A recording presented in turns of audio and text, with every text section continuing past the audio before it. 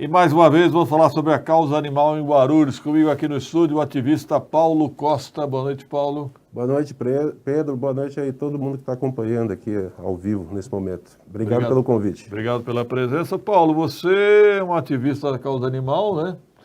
Você lá nos primórdios já participava daquela elaboração da Frente de Defesa Animal, né? Na verdade, assim, Pedro, a pessoa que é protetor animal, ativista, não escolhe.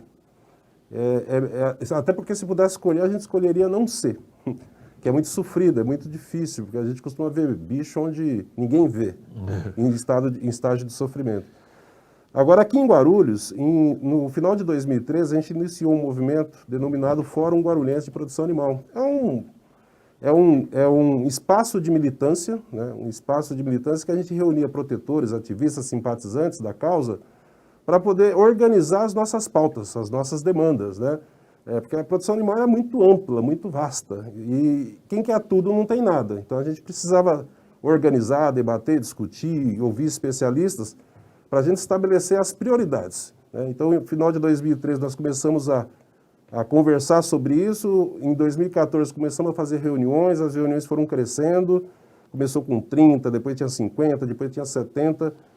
Isso chamou a atenção da cidade, né? O vereador Guti e outros vereadores na época começaram a frequentar as nossas reuniões, porque eles também tinham curiosidade em entender esse universo. Na ocasião, depois de participar de algumas reuniões do Fórum Guarulhense de Proteção Animal, o então vereador Guti criou lá a Frente Parlamentar de Proteção Animal, junto com o vereador Zé Luiz e outros signatários. E através tanto da frente quanto do fórum, a gente começou a discutir o que era importante e quais eram as responsabilidades do poder público no que se refere às políticas públicas de proteção, saúde e bem-estar animal. Nós chegamos, depois de 2 anos de muitas reuniões, a estabelecer 3 eixos principais. Quais eram esses eixos? A criação do Conselho Municipal de Proteção Animal. Por que o Conselho? Porque o Conselho ele é um órgão deliberativo, paritário, composto por membros da sociedade civil, que no caso são as ONGs, protetores, ativistas, e membros do governo, que tem áreas afins com a proteção animal. E ele existe, esse conselho? Foi criado o conselho no último ano do governo Almeida, né, o Conselho Municipal vinculado à Secretaria de Governo. Nunca ouvi falar. Só teve uma reunião até hoje que foi para poder dar posse, inclusive a presidente do conselho era a doutora Daniela Souza, que você entrevistou aqui. A veterinária? A veterinária, que ficou como presidente do Conselho Municipal, mas também não conseguia chamar reunião, porque depois o DEPAN, ele não era vinculado à Secretaria de Governo, ele era vinculado à Secretaria de Meio Ambiente. Então a Daniela também não tinha experiência política, né, porque a Daniela, quando a gente criou o Fórum Guarulhense de Proteção Animal, várias vezes eu convidei a Daniela para participar das reuniões, até para poder entender todo esse processo, entender como é que é a política pública de proteção animal. Mas a veterinária trabalha muito, ela trabalha muito. Sim. Então ela começava às 8 horas da manhã e às vezes 10 horas da noite ainda estava em cirurgia na clínica dela, não conseguia acompanhar. Uma pena, porque senão teria aprendido muito, né?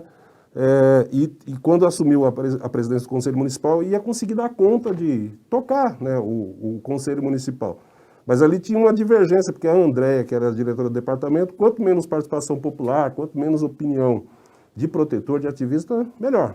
É um governo que não gosta de participação popular, infelizmente. Você faz coro às críticas ao DEPAN? Eu tenho uma boa relação pessoal com a Andréia, mas o DEPAN não funciona, a Andréia não domina, não conhece de gestão, não tem habilidade política, é ruim no trato pessoal, é uma unanimidade. Ninguém gosta. No meio político, no ativismo, na proteção. Eu estava aqui falando com a Karina Somágio, que é uma tutora de um abrigo de cavalos, um santuário, né, em São Roque. E a Karina já resgatou muitos animais aqui, de grande porte, aqui de Guarulhos, né? Tem uns 6 ou 7 cavalos lá em São Roque com ela, que era aqui de Guarulhos. E assim, ela não pode nem ouvir o nome da Andréia, não pode. Ela vê os cavalos lá no Lago dos Patos, né, no zoológico, com as charretes ali para poder o pessoal fazer exploração, para fotografia, levar as crianças para passear. É proibido, né? Mas o DEPAN faz vistas grossas, tem um problema hoje que não tem onde pôr os animais, como o próprio Edmilson relatou, que o animal vai lá para o espaço onde era a zoonose, fica lá passando fome enquanto não tem um destino. É muito difícil. Agora, o Paulo, chamou a atenção ontem, está repercutindo, eu fui marcado, me mandaram a foto, um cidadão recebeu uma notificação da O prefeitura. Pereira. Hã? O Pereira. Pereira. Porque ele colocava comida, ou coloca comida e água para os gatos de rua. Por que isso? Não é uma exclusividade só do Pereira. Isso já aconteceu com outros protetores, porque existe uma legislação estadual que ela limita, e a própria legislação municipal ela limita o número de animais que a pessoa pode ter. Então, quando você é protetor, você tem muito mais do que aquilo que é o número estabelecido pela legislação. E aí tem que existir o bom senso. No caso dos gatos lá do Rosa de França, são gatos que viviam dentro de uma UBS. São gatos comunitários, são gatos que foram abandonados e ficaram por ali. E aí não existe uma política pública, porque o DEPAN também não captura para castrar, então vai multiplicando. Né? Vai tendo ninhadas. A cada período de tempo nasce lá, um gato produz mais uma ninhada. Né? E a sociedade se comove e passa a alimentar os bichos, porque se não fizer isso, né, vão morrer de fome, vão morrer desidratados. Então, o que o trabalho está fazendo, na verdade, era um papel que a própria prefeitura tinha que fazer. Então, a prefeitura ir lá e notificar e querer multar um cidadão porque ele está alimentando e porque ele está hidratando animais de rua, é um absurdo. Absurdo mesmo. É um absurdo. Infelizmente, essa é a realidade que a gente vive e não é de hoje. É um problema que, assim, às vezes tem lá o funcionário público que não tem uma orientação adequada por parte do DEPAN ou por parte de zoonoses, e vai lá e comete um absurdo desse porque ele entende que é a prerrogativa e está seguindo ali uma cartilha. E o bom senso fica do lado de fora da porta. Por exemplo, eu recebi uma reclamação de uma pessoa que tem um vizinho que tem 12 cães dentro de casa.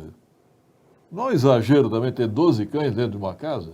Então, eu já tive, somando cães e gatos, 40 Caramba. dentro de casa. A Regina Pereira, que é do lar da Regina, que mora lá na Capelinha, a Regina tem 130. Mas ela tem uma casa grande. Ela tem uma chácara hoje. É. Mas quando eu conheci ela, ela tinha mais de 100 morando num sobradinho aqui no Anel Viário, que a garagem não cabia um Fusca. E só na garagem tinha uns 15, na garagem que não cabia um Fusca. Essa era a situação. Agora, tudo isso é um processo, porque quando você é protetor, as pessoas te marcam, as pessoas te colocam cenas que são cenas assim de animal em estágio de sofrimento, que se não for lá vai morrer. A pessoa vai, depois ninguém quer, ninguém assume, fica para o protetor, não só o animal, mas também os custos para recuperar esse animal. Porque quando você põe a mão, você sabe que aquele animal, ele tem algum tipo de, alguma patologia, alguma sequela de espancamento ou de atropelamento. Você sabe que o animal vai custar alguma coisa, mas você não tem dimensão. Você só sabe depois que você sai do hospital veterinário, depois fez todos os exames, radiografia, ressonância. Aí você tem a conta, que pode variar de R$ 1.500 a R$ 5.000 o tratamento. Então, legalmente, não existe limite. É o que eu falo, Pedro. Legalmente, a lei estabelece limite. Mas a proteção animal, ela não pode ser vista dentro da lei porque o protetor de animal está cumprindo um papel que não é dele. Entendi. Que é responsabilidade do poder público, que não faz. E se o poder público não faz, o protetor faz. Ninguém nasce protetor. Eu tive 40, depois adoeci, meus pais envelheceram, ficaram doentes. Hoje eu não tenho esse número de animal, hoje eu estou com 12. 12. Acho que todo dia aparece um, né? Hoje é 12, amanhã pode ser 13. Mas se a prefeitura for lá me notificar, eu vou criar um escarcéu, porque eu vou falar assim, tudo bem, não tem problema. Onde que a gente vai pôr? Entendi. Eles não têm onde pôr, eles não têm o que fazer, sobra pra gente. O DEPAN precisa melhorar, então. Não existe DEPAN, Pedro. O departamento aqui é uma grande farsa. Se você pega, por exemplo, o DEPAN de Campinas, que eu usei como referência, porque quando nós criamos o fórum, nós forçamos a Câmara a fazer audiência, fizemos 2 audiências com um cara chamado Paulo Anselmo. O Paulo era o idealizador e o diretor do DEPAN lá em Campinas. Lá existe DEPAN. Aqui Lá não tem existe. SAMU também, não tem? Tem SAMU animal. Mas lá não é só isso. Lá a V10, que é vacina para evitar doenças contagiosas, ela é dada de graça. Uma vacina dessa custa 60, 70 reais. Lá é dado de graça. Aqui, nem a campanha de vacinação contra a raiva a gente faz. Nós deixamos de fazer a campanha antirrábica. Então, quer dizer, a qualquer momento pode ter surto de raiva na cidade novamente. Nós temos surto de leishmaniose. São cães que vivem em região rural, e esses cães, quando abrem ferida, a mosca que pica o mosquito que pica esse animal, picou o ser humano, é a doença transmissível para o ser humano, é a doença de zoonoses. Essa é a situação. Obrigado, Paulo Costa, pela participação. Vamos falar mais sobre a causa animal. É um assunto que tem bastante demanda e a gente nem conseguiu falar, para você ver, né? Um pouquinho que a gente ficou aqui, a gente nem conseguiu falar sobre a questão das charretes, né? Que é um assunto importante, mas eu vou ter um debate com o Edmilson na TV Câmara, e de lá depois a gente pode marcar para uma outra ocasião, ou talvez nem marcar para uma outra ocasião, dependendo de como for o debate. Eu me comprometo a uma vez por semana a falar da causa animal aqui em Guarulhos. Obrigado, Pedro, obrigado aí a todo mundo que acompanhou até agora.